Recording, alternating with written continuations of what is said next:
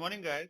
आज हम चैप्टर जो करने जा रहे हैं, इस चैप्टर का नाम है रिप्रोडक्शन इन एनिमल्स, क्लास 8। बहुत ही इंटरेस्टिंग चैप्टर है। इस चैप्टर को अच्छी तरह से करना है ताकि किसी को कोई भी प्रॉब्लम ना है। जहां पे भी डाउट हो तो आप पूछ सकते हैं 9877022457 पे। एनिमल्स के रिप्रोडक्शन के लिए सबसे पहले जानना जरूरी है मोड ऑफ रिप्रोडक्शन किस किस तरह के होते हैं। सबसे पहले बात करेंगे हम सेक्सुअल रिप्रोडक्शन का। सेक्सुअल रिप्रोडक्शन में बेटा मेल एंड फीमेल गैमेट दोनों चाहिए ताकि दोनों मिलकर जाइगोट बना सके। इसे कहा जाता है सेक्सुअल रिप्रोडक्शन, यानी दोनों ही तरह के सेक्सेस की जरूरत होती है। इसमें मेल रिप्रोडक्टिव ऑर्गन जो होता है वो स्पर्म्स कहलाता है। तो मेल रिप्रोडक्टिव ऑर्गन में स्पर्म्स, ठीक है, तो टेस्टिस जो होता है वो प्रोड्यूस करता है मेल गैमेट्स। कोई अगर पूछे कि मेल गैमेट्स कौन प्रोड्यूस करता है तो टेस्टिस करता है मेल्स में। डायग्राम आ जाता है, इसको अच्छी तरह से प्रैक्टिस कर लेना है। इस पोर्शन को स्पर्म डक्ट कहा जाता है। ये पेनिस है और यहाँ टेस्टिस है, यहीं पे स्पर्म्स फॉर्मेशन होता है। फीमेल रिप्रोडक्टिव ऑर्गन ये भी डायग्राम पेपर्स में आ जाता है।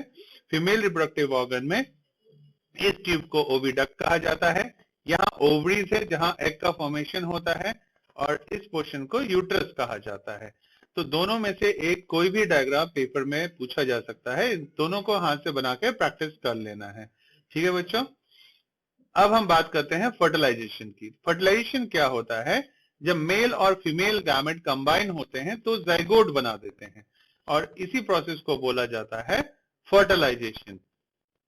स्पर्म जो होता है बेटा वो फ्यूज हो जाता है एग्स के साथ, और ऐसे फ्यूजन जब एग और स्पर्म कंबाइन हो जाते हैं तो उसको फर्टिलाइजेशन कहा जाता है। अगर बॉडी के अंदर फर्टिलाइजेशन हो रहा है तो उसको इंटरनल फर्टिलाइजेशन कहते हैं, यानी fertilisation which take place inside the female body is known as internal fertilisation.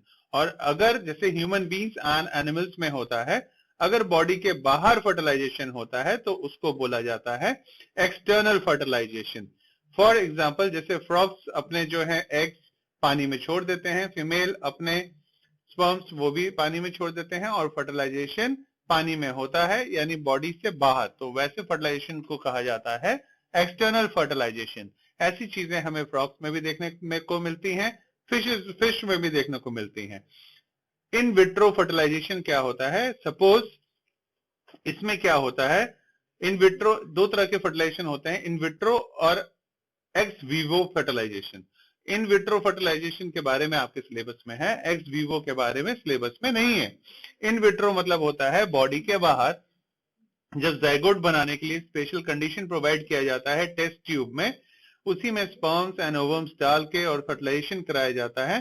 तो उसके बाद जब वो तैयार हो जाता है छोटा छोटा सा, उसको वापस मदर के यूट्रस में इम्प्लांट कर दिया जाता है, और फिर बेबी का ग्रोथ मदर के यूट्रस में होता है। ऐसे टेक्निक को कहा जाता है टेस्ट ट्यूब बेबीज, क्योंकि फर्टिलाइजेशन जो हुआ इस केस में ये मदर के बॉडी के अंदर नहीं हुआ, ये टेस्ट ट्यूब में हुआ। ओके, उसके बाद एक्सटर्नल फर्टिलाइजेशन के बारे में आपको यहां मिलेगा बेटा, जो बताया कि बॉडी के बाहर जो फर्टिलाइजेशन होता है, जैसे फिश, स्टार फिश, फ्रॉग्स, इनमें होता है बॉडी के बाहर फर्टिलाइजेशन, इसको बोला जाता है एक्सटर्नल फर्टिलाइजेशन। ओके, अब है डेवलपमेंट ऑफ एम्ब्रॉयो कैसे होता है। फर्टिलाइजेशन जब होता है तो फिर जाइगोट बनता है, और ये जो स्टार्टिंग में जब बॉडी डिवाइड हो रही होती है तो इसको एम्ब्रॉयो बोला जाता है। जाइगोट डिवाइड हो जाता है, और इसकी वजह से बॉल ऑफ सेल्स जो तैयार होते हैं, तो सेल्स उसके बाद शुरू हो जाते हैं ग्रुप बनाना, और अलग अलग टिश्यू का, फिर वो टिश्यूज मिल के क्या बनाते हैं? बॉडी के ऑर्गन्स। ये डेवलपिंग स्ट्रक्चर जो है वो एम्ब्रॉयो कहलाता है, और ये एम्ब्रॉयो एम्बेडेड होता है यूट्रस के वॉल से, और यूट्रस में ही इसका फर्दर आगे जाके डेवलपमेंट होता है, और ये एम्ब्रॉयो कंटिन्यू रहता है डेवलप होना यूट्रस के अंदर। धीरे धीरे ये पूरी बॉडी में डेवलप हो जाता है, और जब इसके छोटे छोटे से हैंड, लेग्स या हेड, आईज, ईयर्स एटसेट्रा ये सब निकलना शुरू हो जाते हैं, उसमें उस कंडीशंस को बोला जाता है फीटस। यानी एम्ब्रॉयो जब थोड़ा सा बड़ा हो जाता है, थोड़े आफ्टर सम मंथ्स, तो उसमें जब छोटी छोटी सी आंखें, नाक, मुंह दिखना शुरू हो जाता है, उस कंडीशन को बेटा बोला जाता है फीटस। ओ साइलेंट होता है इसमें, ठीक है। उसके बाद मदर जो है वो बर्थ देती है बेबी को। इसके लिए एटलीस्ट 9 मंथ का पीरियड लगता है, इस पीरियड को बोला जाता है जेस्टेशन पीरियड, GESTATION। अब बात करते हैं विविपैरस एंड ओविपैरस एनिमल्स कौन से होते हैं। विवी यानी जो बच्चे देते हैं एनिमल्स, उनको कहा जाता है viviparous animals. For example human beings, ओ मतलब अंडा, यानी ओ से अगर शुरू है तो याद रखो ओविपैरस एनिमल्स वो एनिमल्स होते हैं जो अंडे देते हैं या एग ले करते हैं। एग्जांपल बर्ड्स हो गए, फिशेस हो गए, ये सब अंडे देते हैं, तो ओविपैरस वाली कैटेगरी में आएंगे एनिमल्स, राइट। अब बात करते हैं यंग वन से एडल्ट, मेटामॉर्फोसिस, जो ड्रास्टिक चेंज होता है बॉडी के ट्रांसफॉर्मेशन में, लार्वा से एडल्ट फ्रॉग में कन्वर्ट हो जाता है, उसी ड्रास्टिक चेंज को बोला जाता है मेटामॉर्फोसिस। और अगर कोई पूछ ले कि इसके लिए कौन सा हार्मोन रिस्पॉन्सिबल है, थायरॉक्सिन हार्मोन रिस्पॉन्सिबल होता है। ठीक है बच्चों। अब बात करते हैं एसेक्सुअल रिप्रोडक्शन का। फ्रॉग का लाइफ साइकिल अगर आता है तो सबसे पहले याद रखो एग, एडल्ट फ्रॉग अंडे देगा, फिर स्टार्टिंग में अर्ली टैडपोल और फिर लेट डायपोल, ठीक है, फिर उससे दोबारा एडल्ट फ्रॉग। ये जो डायरेक्ट लार्वा से एडल्ट फ्रॉग में कन्वर्ट होता है, इसी प्रोसेस को बोला जाता है मेटामॉर्फोसिस। ठीक है। अब एसेक्सुअल रिप्रोडक्शन में जब सिर्फ एक पेरेंट इन्वॉल्व होता है, या तो मेल या तो फीमेल, ऐसे रिप्रोडक्शन को बोला जाता है एसेक्सुअल रिप्रोडक्शन। एसेक्सुअल रिप्रोडक्शन में एग्जांपल है सबसे पहला बडिंग का। एमीबा में क्या होता है, अमीबा में जो होता है बाइनरी फिजन होता है, 1 से 2, 2 से 4। ये जो फिजन दिखाया हुआ है ये है बाइनरी फिजन का। और बर्डिंग जो है वो हाइड्रा में होता है। ये हाइड्रा वाला है, पिक्चर के थ्रू आया तो ये डायग्राम बनाना पड़ता है। ये पेरेंट हाइड्रा है, इनकी बॉडी में बाहर की ओर एक्सटर्नली एक छोटा सा बड है, ये धीरे धीरे बड़ा होते जाता है और फिर ये एडल्ट हाइड्रा बन जाता है और पेरेंट वाले की डेथ हो जाती है। इस तरह की जब रिप्रोडक्शन होती है ये बर्डिंग के थ्रू हाइड्रा में होती है। सेकंड बाइनरी फिजन, ये अमीबा में होती है। ये सिंगल सेल ऑर्गेनिज्म है, यानी एक ही सेल के बने होते हैं, जिसको आप माइक्रोस्कोप से देख सकते हो। उसके बाद बात करते हैं डॉली के। डॉली जो थी सबसे पहली क्लोन थी जो बनाई गई थी। डॉली जो था रॉसन इंस्टीट्यूट एडिनबर्ग, यहां पे बनाई गई थी स्कॉटलैंड में। और ये जब डॉली शीप का मतलब same as it is Dolly जो बनाई गई शीप की, देखने में ये दोनों एकदम एक जैसे थे, क्लोन जैसे।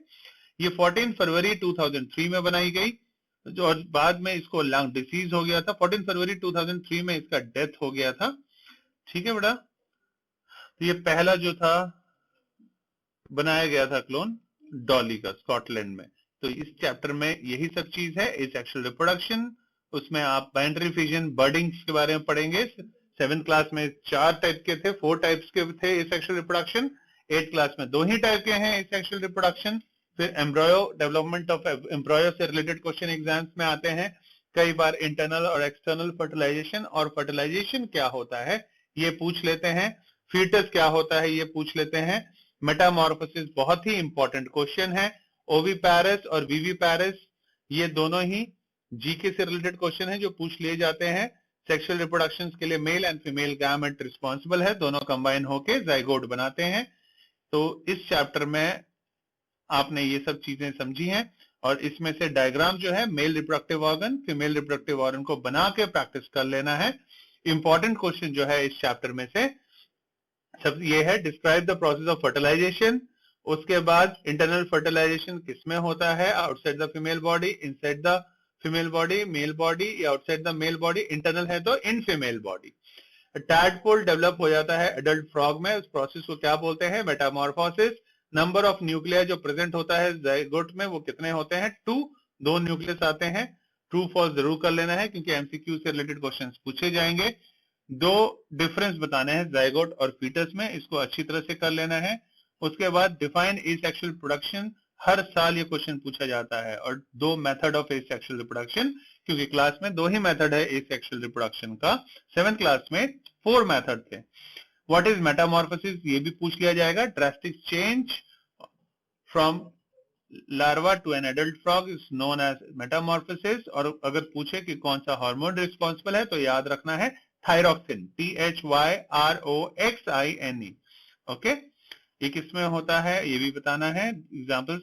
उसके बाद इंटरनल फर्टिलाइजेशन और एक्सटर्नल फर्टिलाइजेशन में डिफरेंस, ये भी जरूर करना है। ये चैप्टर में बस इतना ही करना है बेटा, ठीक है। अगर कुछ भी समझ में नहीं आए तो आप कॉल कर सकते हैं 9877 022 457 RACC भिलाना। Thank you.